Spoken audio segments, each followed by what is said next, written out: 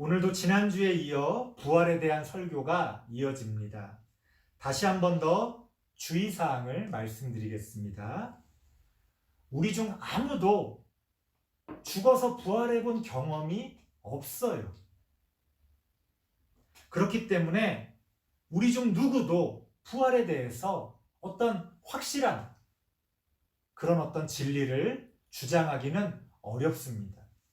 단지 성경을 통해 우리가 올바른 방향을 추측할 수 있을 뿐입니다. 그러므로 부활에 대해서 어떤 단정적인 그런 주장은 삼가하는 게 좋다.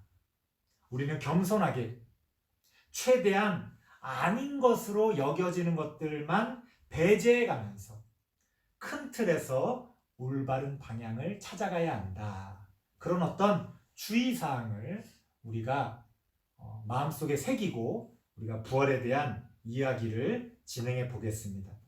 지난주 설교를 복습해 볼까요? 사실 지난주 설교는 부활에 대한 설교라기보다는 죽음에 대한 설교였습니다. 왜냐하면 잘 죽어야 잘 부활할 수 있기 때문에 그런 거지. 죽음을 이해하지 못하면 부활도 이해하기가 어렵습니다. 이것은 동전의 양면처럼 함께 가는 거예요. 그런데 우리가 그동안 부활에 대한 이야기는 그게 어떤 이야기가 됐건 부활에 대한 이야기는 많이 했는데 죽음에 대한 이야기는 많이 하지 않았다는 거예요. 마치 모두가 잘 알고 있는 것처럼. 사실 아무도 죽어보지도 않았는데 우리는 부활을 잘 모르는 것처럼 죽음도 잘 모릅니다. 아무도 죽어보지 않았잖아요. 그래서 우리는 부활에 대해서 이야기할 때도 겸손해야 되겠지만 죽음에 대해서 이야기할 때도 한없이 또 겸손하게 우리가 그 진리를 고민해 볼 수 있어야 합니다. 자, 아무튼 성경이 이야기하는 인간의 죽음은 어떤 죽음이라고 말씀드렸습니까? 결론만 말씀드리면 육체와 영혼이 모두 끝이 나는 그런 완전한 죽음이 바로 성경이 이야기하는 죽음이다. 그런 말씀을 드렸습니다. 핵심은 뭐예요? 우리 영혼도 죽는다는 거죠. 우리는 영혼 불멸 사상이라고 하는 우리가 그렇게 이름 붙인 적은 없고 그런 생각도 여러분들이 해본 적 없겠지만 철학이나 어떤 신학의 역사 가운데서 영혼 불멸 사상이라는 그런 선입견, 그런 어떤 고정관념이 이미 우리 안에 들어와 있어서 우리는 몸이 죽는 거지 영혼이 죽는다는 생각은 그다지 안 했다는 거예요. 그저 영혼은 우리의 몸이 죽을 때 그 몸에서 분리되어져서 어딘가 하늘나라로 직접 가든 아니면 지옥으로 곧바로 가든 그렇게 어딘가로 간다.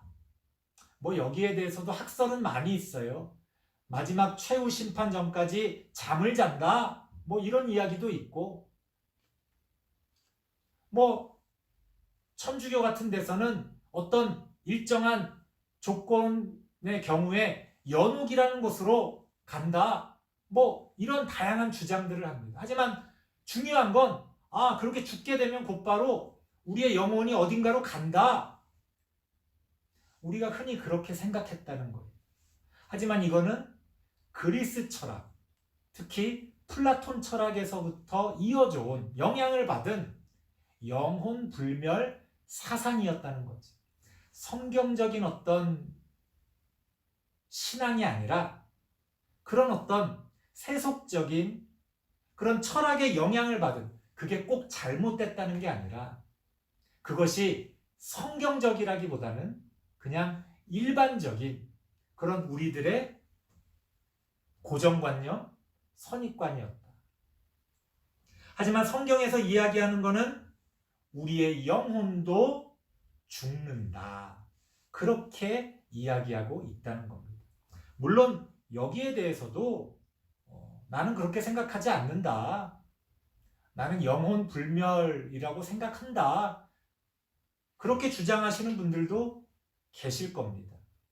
하지만 일반적으로 많은 복음주의자들, 또 개혁주의자들, 그리고 우리 장로교회 전통 가운데 있는 많은 분들은 영원 불멸 사상보다는 어떤 완전한 죽음, 이걸 흔히 신학적으로 전적 죽음이라고 표현을 해요. 우리의 육체와 우리의 영혼이 완전히 죽게 된다고 하는, 끝이 난다고 하는 그것을 우리가 온전한 죽음이라고 이야기한다는 겁니다. 자, 지난 시간에 이런 말씀을 드렸습니다. 그렇다면 인간의 죽음이 육체뿐 아니라 영혼도 모두 죽게 되는 완전한 죽음이라는 사실을 통해 우리가 기본적으로 알 수 있는 게 뭘까요? 첫 번째는요, 당연한 내세는 없다는 겁니다. 내세라는 게 뭐예요? 죽음 이후에 가게 되는 어떤 세상이잖아요. 뭐 그게 천국이 됐건 뭐가 됐건 그런 내세가 그저 당연히 우리가 죽으면 당연히 우리 앞에 펼쳐지는 그런 당연한 내세는 없다는 거예요. 내세는 이따가도 말씀드리겠지만 하나님의 은혜와 하나님의 능력으로 우리에게 주어지는 것이지, 이미 보장된, 원래 그렇게 만들어진, 우리는 죽으면 내세에 가게 되어져 있는 그런 당연한 순서는 없다는 거예요. 그래서 우리 기독교 말고도 내세를 주장하는 여러 종교들이 있잖아요. 내세를 주장하는 그런 다른 종교들의 내세라는 것도 무조건 진리일 수는 없다는 겁니다. 아, 내세는 당연히 있으니까, 다른 종교에서도 내세를 얘기하니까 뭐 그건 당연한 거고, 그럼 다른 종교의 내세라는 것도 다 어느 정도 일리가 있는 거네? 아니요. 그런 당연한 내세는 없다는 거예요. 불교의 어떤 윤회처럼 그걸 윤회라고 이야기하건 우리처럼 천국이라고 이야기하건 그저 당연히 어떤 시스템적으로 구조적으로 그렇게 되어질 수밖에 없는 그런 내세, 그런 내세는 존재하지 않는다. 왜? 죽으면 다 끝나는 거니까. 원칙적으로. 그러니까 그런 당연한 내세는 없다는 겁니다. 심지어 우리 기독교의 진리 가운데서도 우리는 너무나 부활을 당연시하면서 이야기하잖아요. 이따가도 말씀드리겠습니다만 예수님의 부활을 통해 부활이라는 건 그냥 당연히 있는 거구나. 그래서 우리는 부활을 당연시하면서 그 이후의 이야기들에 열을 올립니다. 천국이 어떻고 지옥이 어떻고 왈가왈부 온갖 상상력을 동원합니다. 하지만 그렇게 우리가 부활을 당연시하면서 죽음 이후의 세계에 대해서 이러쿵저러쿵 열을 올리는 것은 그것도 바람직한 건 아니라는 겁니다. 예수 그리스도가 부활의 첫 열매가 되셨다는 것은 너무나 놀라운 새 창조이고 기적 같은 일이지, 당연한, 원래 그저 있었어야 될, 그저 순서적으로 첫 번째인 그런 첫 열매가 아니라는 거예요. 완전히 다른 세상을 하나님이 우리에게 보여주고 계시다는 겁니다. 그런 차원에서 당연한 내세는 없다. 두 번째는요, 내세는 이 세상의 단순한 연장이 아니라는 겁니다. 우리는 흔히 천국에 가서도 우리가 의리의리한 집에 살고 멋진 차를 몰고 뭐 차는 아니더라도 천사처럼 날개가 달려서 하늘을 날아다니고 아름다운 자연 가운데서 행복을 누리는 것을 쉽게 상상합니다. 하지만 그것은 실제로 천국의 모습과는 많이 다를 것이다. 어쩌면 천국은 우리가 상상할 수 없는 그런 놀라운 혹은 우리가 전혀 생각하지 못했던 그런 차원의 모습일 수 있다는 겁니다. 그래서 천국을 내세라고 하는 것을 그저 이 세상의 연장으로서 이야기하는 것들은 그건 너무나 어린아이 같은 그런 신앙의 모습이다. 그래서 뭐 내가 천국에 갔다 와 봤는데 천국에 뭐 온갖 뭐 금은보화가 이렇게 길거리에 널려 있고 어쩌고 저쩌고 말하시는 분들 죄송합니다. 다 꿈꾼 거예요. 꿈꾼 거. 내세라는 걸, 천국이라는 걸 아무리 상상해봐야 기껏 이 세상의 연장으로서 이야기할 수밖에 없다면 그거는 아닐 가능성이 크다는 거예요. 우리 보세요. 우리 외계인을 믿는다고 하는 사람들도 보세요. 외계인을 아무리 상상한다고 해도 어떻게 상상합니까? 다 인간 비슷하게 생겼어요. 좀 이상하게 생겼을 뿐이지 다 인간 같아. 아니면 무슨 문어처럼 동물 같아. 다 우리가 상상할 수 있는 범위를 못 벗어나죠. 여러분, 외계인이 정말로 있다면 아마 그 모습은 우리가 전혀 상상할 수 없는 모습일 가능성이 큽니다. 하물며 우리가 과학적으로 추측할 수 있는 그런 어떤 외계인이라는 것도 그럴진데 다른 생명이라는 것도 그럴진데 천국이 내세가 우리가 지금 상상하는 이 모습과 비슷할까요? 아마 전혀 우리가 상상할 수 없는 그런 모습이 아닐까 그렇게 생각해 볼 수가 있습니다. 최소한 저도 100% 아는 건 아니니까 하지만 최소한 말씀드릴 수 있는 건 이 세상의 단순한 연장은 아니다. 천국에 가서 전도 많이 한 사람은 더 큰 집에 살고 무슨 면류관을 쓰고 이거는 하나의 비유일 뿐이지 진짜 천국에서도 우리가 그런 모습은 아닐 것이다. 우리가 그 정도는 충분히 예측해 볼 수가 있다는 겁니다. 아무튼 오늘은 여기서 한 걸음 더 나아간 이야기를 해보도록 하겠습니다. 완전한 죽음이 인간의 육체와 영혼의 소멸이라면 인간은 어떻게 부활하는 것이고 부활한 인간은 그 이전의 인간과 어떻게 동일성을 가질 수 있는지 의문이 생길 수 있다는 겁니다. 우리가 완전한 죽음을 통해 완전히 죽게 된다면 그게 그저 내 존재 자체가 소멸해버리는 것인지 만약 그렇게 내 존재가 소멸해버린다면 하나님의 능력으로 내가 부활하더라도 그 부활한 내가 그 이전의 나와 같은 사람인지 문제가 생길 수 있다는 거지. 우리가 깊이 생각해보지 않았어도 천국에 대해서 이야기할 때 이런 비슷한 논의들을 예전에 많이 한 적이 있습니다. 천국에 가서도 우리가 사랑하는 사람들을 알아볼 수 있을까? 왜? 예수님이 부활하신 이야기들을 성경에서 읽어보면 제자들이 처음에는 예수님의 그 부활하신 모습을 보고서 예수님을 알아보지 못하거든. 그럼 뭔가 그 이전에 알던 예수님의 모습과는 완전히 달랐다는 거잖아요. 그래서 우리가 천국에 가서 서로 만났을 때 알아볼 수 있을까? 우리 성도님들 나중에 천국에서 우리가 다시 만나게 될 텐데 아유 목사님, 아이고 집사님 서로 우리가 알아볼 수 있을까?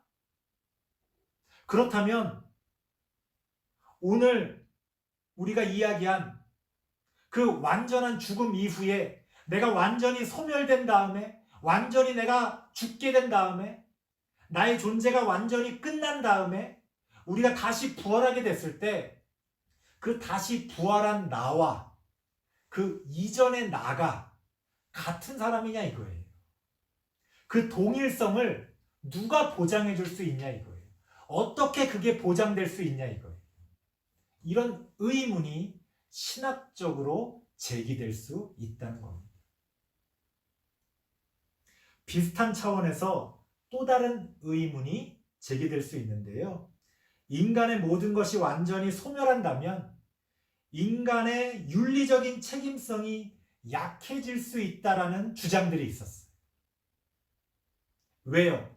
죽음으로 모든 것이 소멸된다면 최후 심판에서 하나님이 인간의 무엇을 보고 심판할 거냐 이거예요. 자, 아주 나쁜 놈이 있습니다. 하나님의 심판을 받아야 되는데 일단 완전히 죽어서 다 없어졌어. 그럼 나중에 하나님의 심판을 받는 사람은 누구냐 이거예요. 아까 그 동일성의 문제와 연결되어져서 만약 일단 죽고 모든 게 끝나는 거라면 우리가 이 세상에서 윤리적으로 살아야 될 필요가 있나? 그렇게 끝난 다음에 영원히 끝날 수도 있는 거 아닌가? 라고 하는 그런 생각들 때문에 우리의 어떤 윤리적인 책임성이 약해진다는 거죠. 죽으면 끝이 아니야. 죽으면 착하게 산 사람은 천국에 가고 나쁘게 산 사람은 지옥에 가. 그러니까 우리가 그게 무서워서 착하게 살려고 노력하는 측면도 있는데 죽으면 일단 다 끝난다. 다 없어진다. 그러면 우리의 윤리적인 책임성이 약해질 수 있다라고 하는 그런 주장들이 실제로 있었다는 겁니다. 자, 이에 대한 대답은 어떤 게 될까요? 먼저 답을 말씀드리고 시작하겠습니다. 이런 의문에 대한 대답은 부활하기 전의 나와 부활한 나의 동일성이 어떻게 성립될 수가 있느냐? 그렇게 모든 것이 끝난다고 해도 우리가 어떻게 여전히 윤리적인 책임성을 가질 수 있느냐? 이런 질문에 대한 답은요.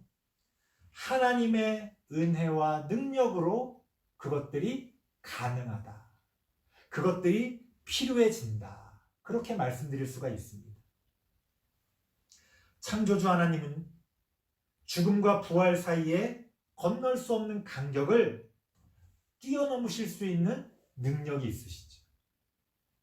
우리 생각엔 그게 어떻게 가능해? 하나님은 가능하시다는 거예요. 죽은 사람과 부활한 사람의 동일성은 오직 하나님의 판단에 근거합니다. 하나님만이 우리 존재의 의미를 유일하게 담보하시고 하나님 안에 갖고 계신다는 거예요. 이걸 뭐라고 비유를 할 수 있을까요? 컴퓨터의 전원을 꺼버리면 컴퓨터는 죽는 거잖아요. 그렇죠? 실제로 컴퓨터가 작업하던 것들이 날아가기도 하죠. 어쨌든 컴퓨터의 전원을 끄면은 컴퓨터는 물리적으로는 죽은 겁니다. 하지만 우리가 전원을 다시 켰을 때 우리가 그 이전의 컴퓨터의 내용을 다시 만나게 돼요. 어떻게 그게 가능한 겁니까? 어떤 저장 장치에 그 전에 내가 활동하던 것들이 기록이 되어져 있는 거죠. 그래서 심지어 그 저장 장치를 다른 컴퓨터에 옮기면요. 컴퓨터의 외향과 모든 시스템들은 다 바뀌었는데도 동일하다고 할 수 있는 컴퓨터를 우리가 다시 만날 수 있게 됩니다. 쉽게 말하면 하나님이 우리의 기억을 가지고 계신다면 우리의 동일성은 언제든 인정되고 성립될 수가 있다는 거예요.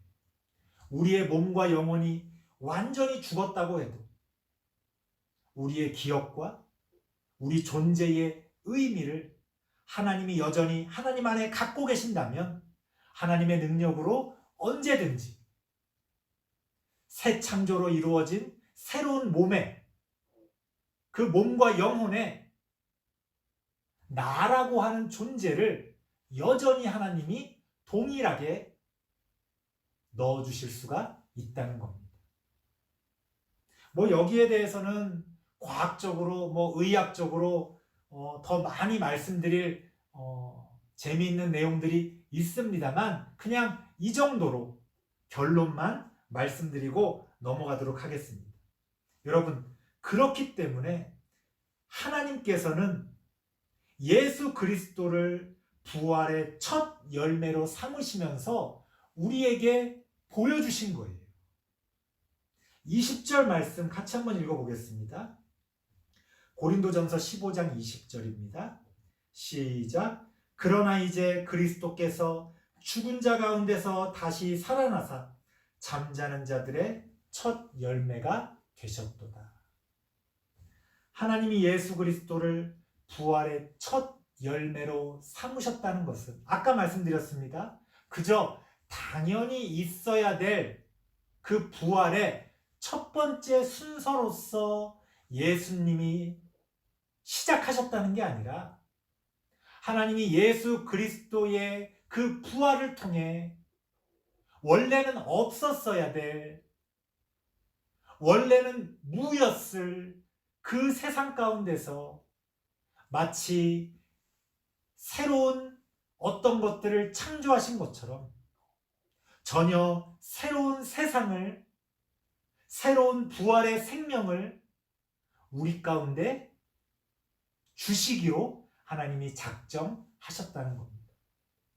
그것을 예수 그리스도가 부활의 첫 열매가 되심으로써 하나님이 우리에게 보여주신 거예요. 자, 이제 전혀 다른 세상이 시작된다.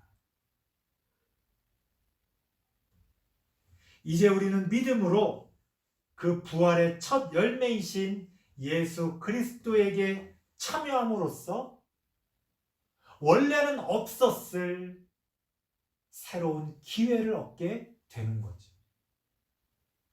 그래서 23절에서 뭐라고 이야기합니까? 그러나 각각 자기 차례대로 되리니 먼저는 첫 열매인 그리스도요, 다음에는 그가 강림하실 때에 그리스도에게 속한 자요. 우리가 믿음으로 예수 그리스도의 부활에 참여함으로써 새로운 부활의 생명을 얻고 그걸 영생이라고 하는 거예요. 영원히 살기 때문에 영생이 아니라 그 전에 우리가 알고 있던 생명, 그 생명은 죽을 수밖에 없는 생명이잖아요.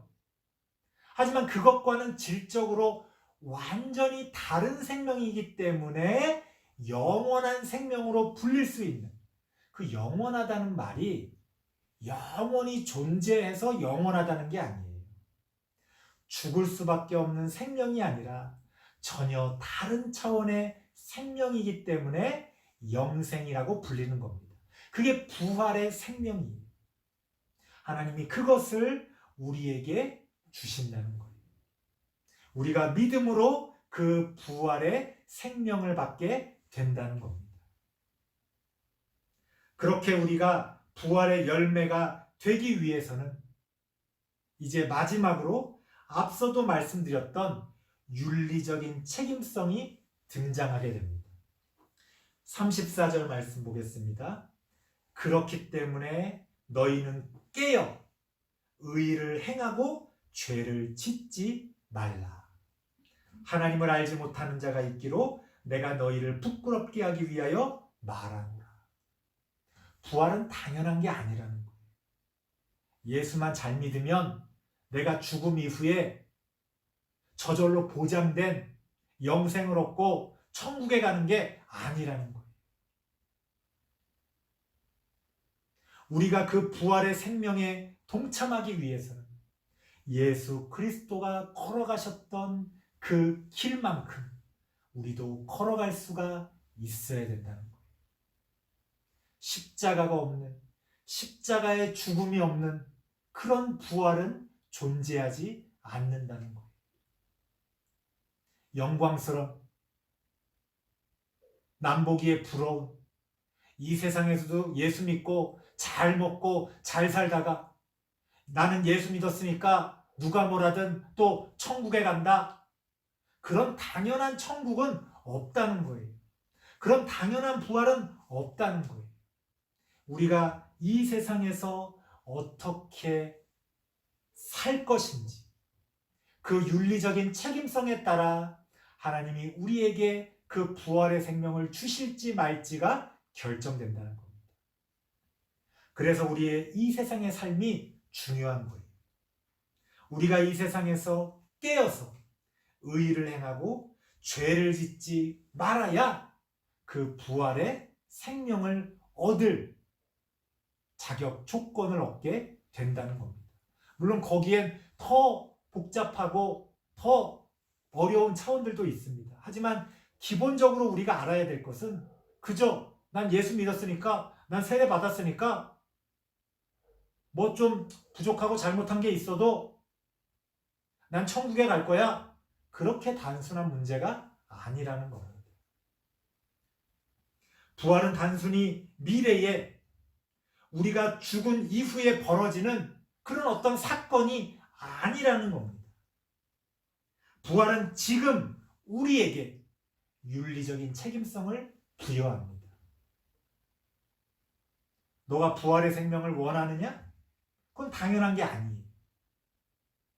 마치 예수님을 찾아가서 선생님, 내가 어떻게 하여야 영생을 얻을 수 있겠습니까? 라고 말했던 그 절박함이 우리에게도 있어야 된다는 거예요.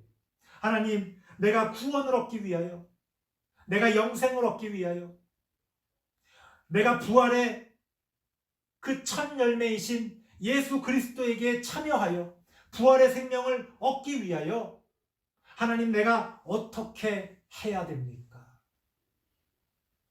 부활은 그렇게 우리에게 윤리적인 책임성을 부여합니다. 그래서 우리가 이 세상에서 지금 먼저 부활의 삶을 살아야 한다고 가르칩니다. 그래서 부활은 나중에 벌어지는 일이 아니라 이미 지금